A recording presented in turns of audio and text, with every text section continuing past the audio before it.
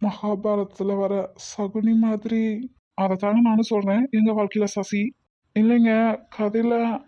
இவங்க வந்த வேலையை பார்ப்போம், நீங்க வேற அவரை. ஆமா சார், சாரி, நான் உங்களை ரொம்ப கஷ்டப்படுத்திட்டு இருக்கேன்னு நினைக்கிறேன். பரவாயில்லைங்க. சரி, அவங்கள எழுப்புங்க சார், நாங்க சாப்பாடு எடுத்து வைக்கிறோம். நீங்க வேணா வச்சுட்டு போங்க, அவங்க எழுந்ததும் நான் சாப்பிட கொடுத்துக்கிறேன். இல்ல சார், இப்பவே ரொம்ப டைம் ஆயிடுச்சு.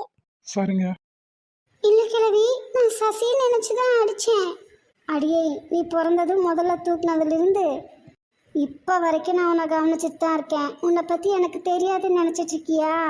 நான் கூட நீ சிவாஜி கணேசனுக்கு தான் டஃப் கொடுப்பேன்னு நினைச்சிட்டேன். ஆனா நீ தசாவதார கமலு, அன்னியன் விக்ரமு, இவங்களுக்கெல்லாம் கூட டஃப் தருவ போல இருக்கே.